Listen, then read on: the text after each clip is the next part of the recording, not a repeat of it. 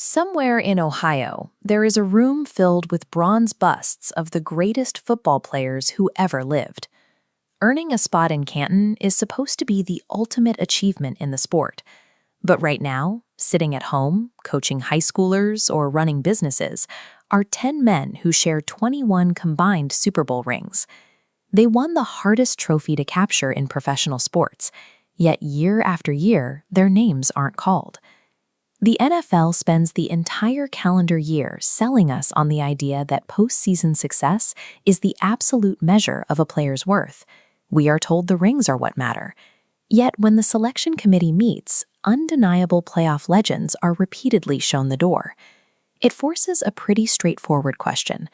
Does the Hall of Fame exist to reward the best individual athletes or the most consequential football players? To figure that out, we aren't going to sit here listing off a bunch of snubs. We need to look at the underlying math of the selection room and categorize the specific systemic biases keeping these champions on the outside. This chart shows the stated enshrinement criteria. Voters claim championships and high-stakes impact are the heaviest weights, but in actual induction classes, the priority completely flips. Voting behavior heavily rewards regular season volume and box score statistics, leaving championship metrics trailing far behind. This friction between team success and individual enshrinement creates a confusing map for the average fan. To see why these legends are stuck in limbo, we have to identify the specific patterns of exclusion governing the voting room. The first group getting boxed out are the invisible anchors. These are players who commit their entire careers to the interior line, executing the brutal work that makes an offense or defense function. Every Sunday, they absorb constant double and triple teams. They hold their ground so teammates have the daylight to rack up highlight reel touchdowns. Look at Vince Wilfork. He was a mountain in the middle of the Patriots' defensive line for 11 seasons, successfully anchoring a dynasty defense all the way to 2 separate Super Bowl parades. Or Jahri Evans. He started 169 games for the Saints, providing the flawless interior protection Drew Brees needed to win a championship. In that playoff run, he never let the pass rush touch his quarterback when the pressure peaked.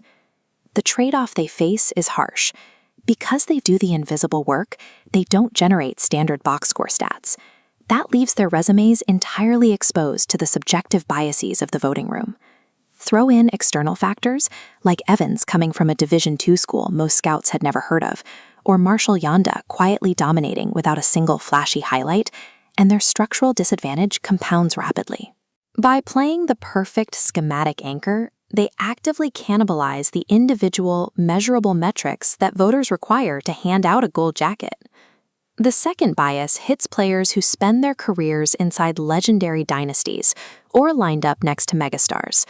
These players accumulate a massive number of wins, produce historic offensive metrics, and collect multiple championship rings. Torrey Holt is a prime example. He was a foundational piece of the greatest show on turf, leading the entire league in receiving yards twice over a single decade. Yet he sits in his 12th year of eligibility, completely alone. Every other major piece of that specific era-defining offense has already been enshrined. Reggie Wayne faces the exact same dilemma from his time with Peyton Manning. Wayne is one of only 2 players in league history to rank in the top 10 all-time for receptions and receiving yards in both the regular season and the postseason. The other is Jerry Rice. Their barrier is credit fatigue. The voters look at the staggering offensive numbers and assume these players were simply byproducts of a brilliant system, rather than the engines actually driving it. Greatness within a dynasty creates a punishing paradox. The better your team is, and the more you win alongside other great players, the less individual credit you retain when the committee reviews your career. The third blind spot targets players who optimize their bodies and performance for the highest leverage moments of the postseason, sacrificing regular season volume. They play a hyper-aggressive, high-variance style. It takes a toll from September to December, but generates the most consequential plays when the winter tournaments begin. Willie McGinnis embodies this entirely.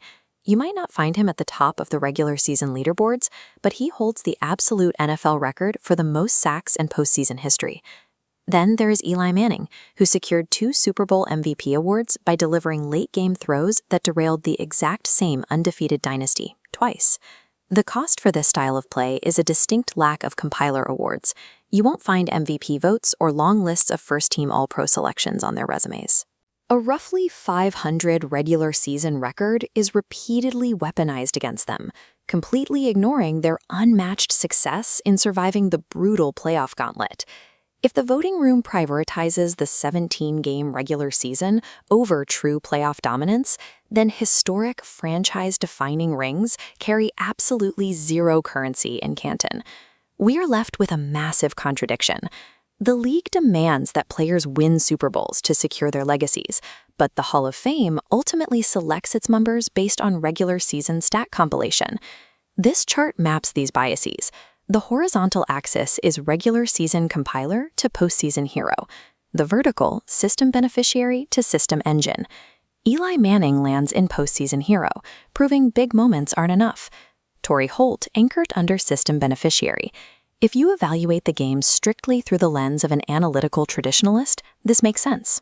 If the Hall is designed to be a museum of regular season metrics, then excluding these champions is a feature of the system, not a bug.